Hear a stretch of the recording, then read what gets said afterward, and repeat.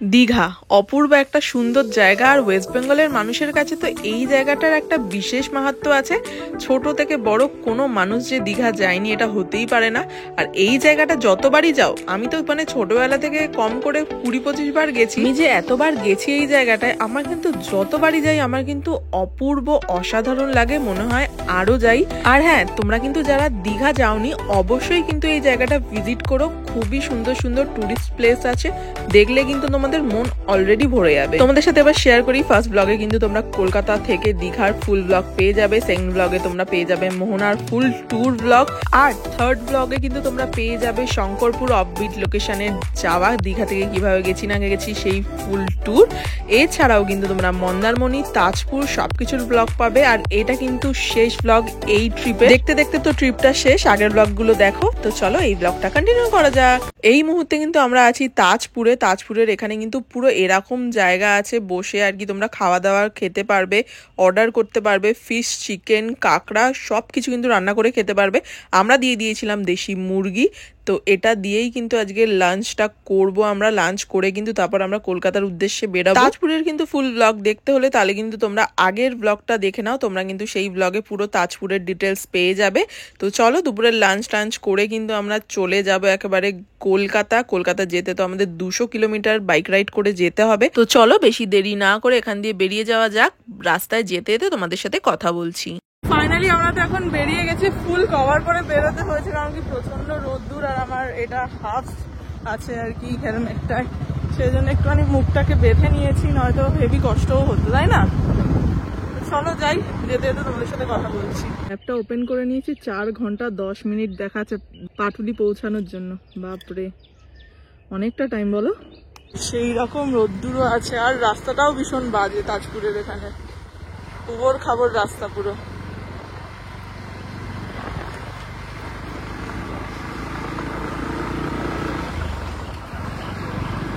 এখন আমরা যে রাস্তাটা দিয়ে যাচ্ছি এটা কিন্তু চাউলখোলা আর মন্দারমণি তাজপুরের যে রাস্তাটা আছে সেটা। কিছুটা রাস্তা তাজপুরের ভেতরের দিকে খারাপ ছিল, আদারওয়াইজ কিন্তু এই রাস্তাটা কিন্তু একদম স্মুথ আছে, কোনো প্রবলেমই হবে না যাওয়ার জন্য, আর রাস্তার ভিউটাও বেশ ভালো। ওখান থেকে বেরিয়ে তো আমরা মেন রোডটা ধরে নিলাম, যে রোডটা ধরে দীঘা টু আর কি কলকাতা যাওয়া যায়। তো চলো মেন রোড ধরে নিয়েছি, এবার এই রোদ্দুরের মধ্যে দিয়ে আমাদেরকে যেতে হবে। ওই রোদ্দুরের মধ্যেই কিন্তু চলো যাই, গিয়ে তোমাদের সাথে কথা বলছি। প্রচন্ড রোদ্দুর। তোমাদেরকে একটা কথা জানিয়ে রাখি, তোমরা যদি বাইক রাইড করো অবশ্যই কিন্তু তোমরা নিজের গিয়ার্স নিয়েই যাওয়া উচিত, আর নিজের কন্ট্রোলে যতটা তোমাদের স্পিড তোলার ততটাই তুলো, তার থেকে কিন্তু বেশি স্পিড তুলে যাওয়া উচিত না। মানে তোমাদের কন্ট্রোল অনুযায়ী কিন্তু করো, এটা কিন্তু তোমাদের সেফটির জন্যই বললাম। আমাদের কিন্তু কোনো গিয়ার্স বলো, জ্যাকেট বলো, সেগুলো কিছু নেই।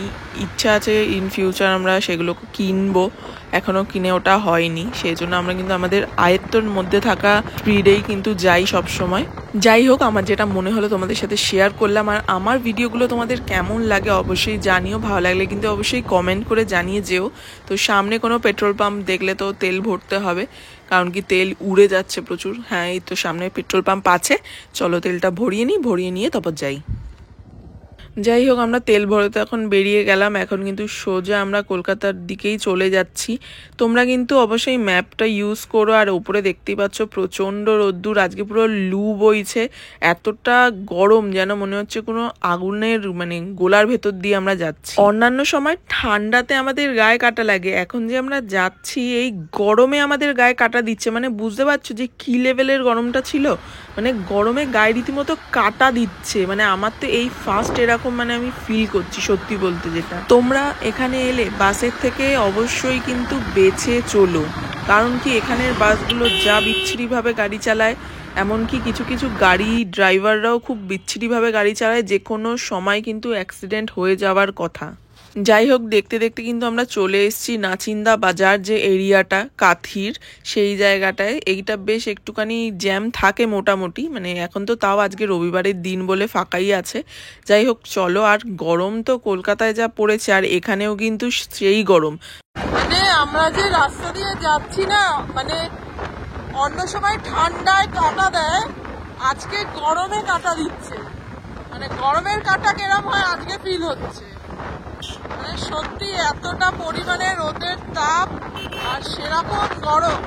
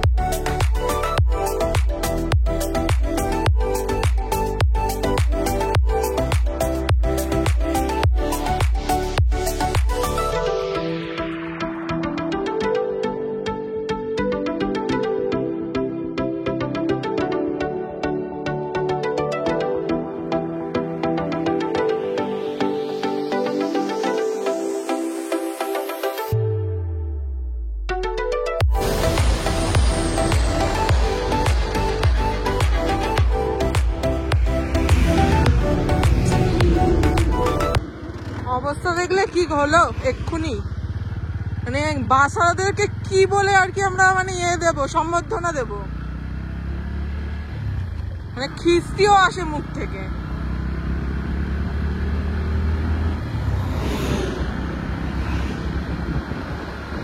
দেখতে পেলে কি করলো?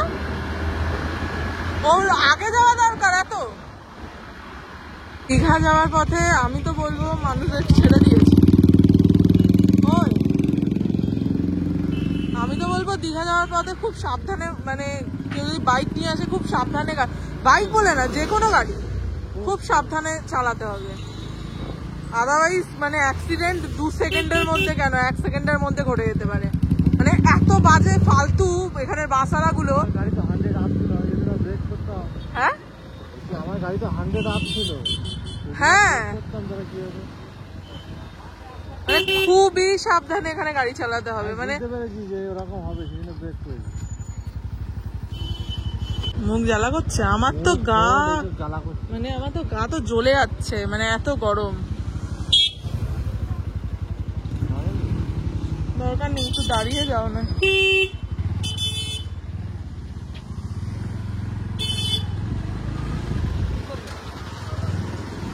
আমার তো গা হাত পা জ্বালা করছে। আইফোন তো মানে রীতিমতো মানে ওভার হিট হচ্ছে, এত গরম। মানে তোমরা একটু ফিল করতে পারবে যে কিরম গরম হতে পারে। মানে ফিলস লাইক ওই 40-50 ডিগ্রি, তাই না? বিশাল গরম, লু বইছে পুরো। তো এখন ফোনটা অফ করি, নয়তো ওভার হিট হচ্ছে ফোন। আমরা একটু এখানে দাঁড়িয়েছে, একটা জল নেবো আর ও একটু জল খাবে। নন্দকুমার পার করেই দাঁড়াবো, এখানে জলটা নেওয়ার জন্য দাঁড়াবো। খাবে না জল? ওয়েট করতে হবে ওখানে গিয়ে একেবারে জল। কি বলছো? ওভার হিট হয়েছে নাকি? যা গরম, হিট হবে না গাড়ি? বাবারে বাবা, আমাদের গাড়ি জ্বালা পোড়া করছে, যে কি গরম আমরা বুঝতে পারছি। ঠিক আছে, জলটা নিয়ে নি।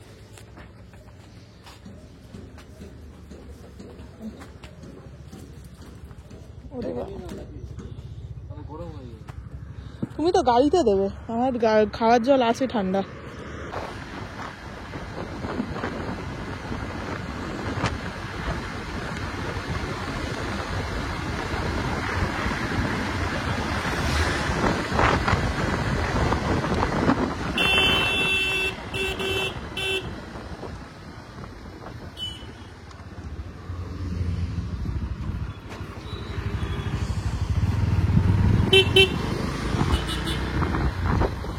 চণ্ডীপুর এলাম সবে আমরা।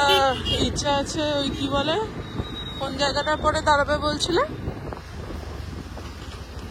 হ্যাঁ, নন্দকুমারের পরে ও দাঁড়াবে ভাববে। তবে জল নিয়েছে, জলটা পুরো গরম হয়ে গেছে।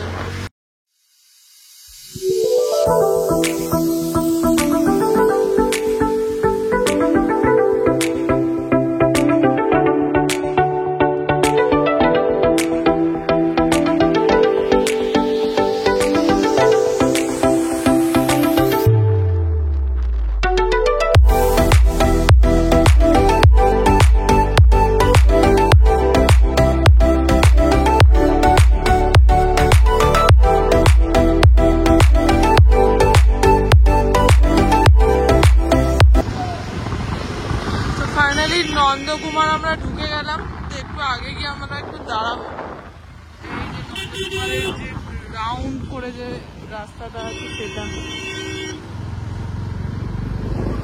ওই রাস্তাটা দিয়ে আসে আর এটা দিয়ে যায়। সূর্যটা দেখো কোন জায়গায়, কি লেভেলের যে গরম লেগেছে বাপরে। মানে এই 1.5 ঘন্টা যে আমরা কিভাবে গাড়িতে করে এখনো গায়ে পুরো লু লাগছে, কিভাবে যে এসছি মানে তার কোনো ঠিক ঠিকানা নেই, কি বলো?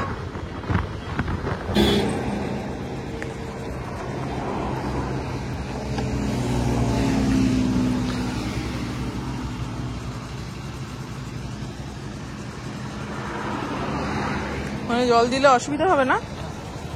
ভালো করে দিও, একটু চাকাতে জল দাও।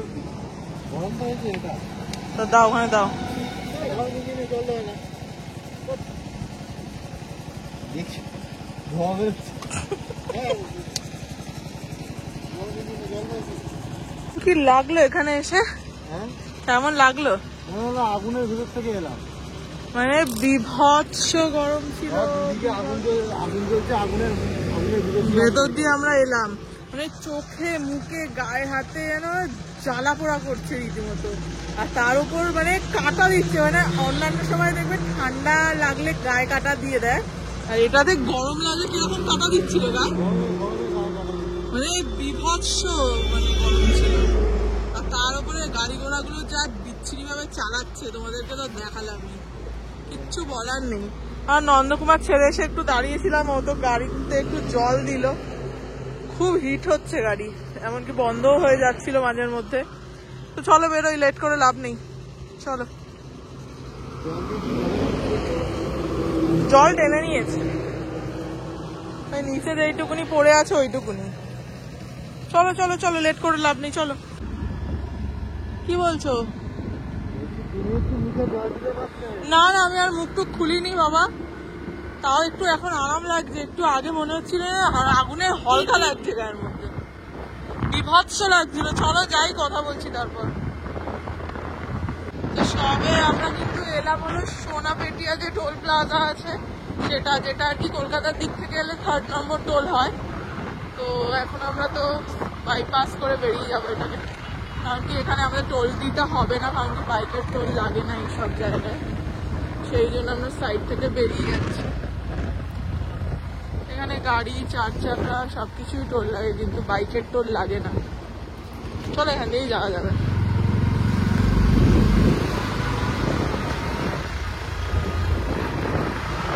এটা হলো সোনাপেটিয়া টোল প্লাজা।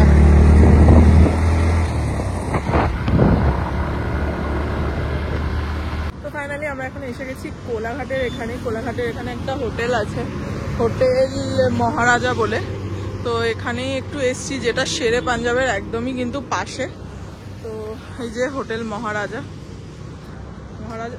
মহারাজ হোটেল। তো এখানেই একটুখানি কিছু কোল্ড ড্রিঙ্কস বা আইসক্রিম টাইসক্রিম খাবো, সেই কিন্তু তারপর আমরা বেরিয়ে যাবো এখান থেকে। কারণ কি আমরা অলরেডি কিন্তু দুপুরবেলা লাঞ্চ করেই বেরিয়েছি, সেই কারণে কিন্তু আর অন্য কিছু খাচ্ছি না। তো পেট ফুল আছে, দেখি আইসক্রিম বা কোল্ড ড্রিঙ্কস একটা নিয়ে নেবো, তো ওটা খেয়েই বেরিয়ে যাব। ভীষণ টায়ার্ড লাগছিল, আর আমরা একটু আগে ঝাড়গ্রামের রাস্তায় ঢুকে গেছিলাম, আবার ঘুরে ঘুরে আসতে হলো। তো চলো একটু খাওয়া দাওয়া করি, তারপর বেরোবো।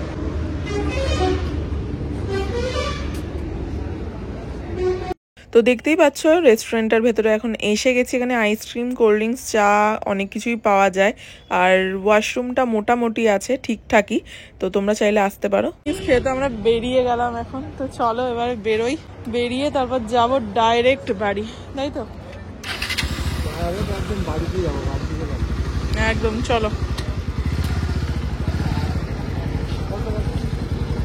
তো দেখতেই পাচ্ছ আমরা আপাতত কোলাঘাটে আছি, কোলাঘাট ব্রিজের ওপরে। তো আস্তে আস্তে এইভাবেই কিন্তু আমাদের জার্নিটা কমপ্লিট হয়েছে। ভিডিওটা কেমন লাগলো জানিও, ভালো লাগলে একটা করে লাইক করে যেও, আর সাবস্ক্রাইব করতে ভুলো না। তো চলো তোমাদের সাথে এইভাবেই অনেক ভিডিও শেয়ার করব, ভালো লাগলে অবশ্যই কমেন্ট করে যেও। আজকের মতো বাই বাই, আবার নেক্সট ব্লগে দেখা হবে, টাটা।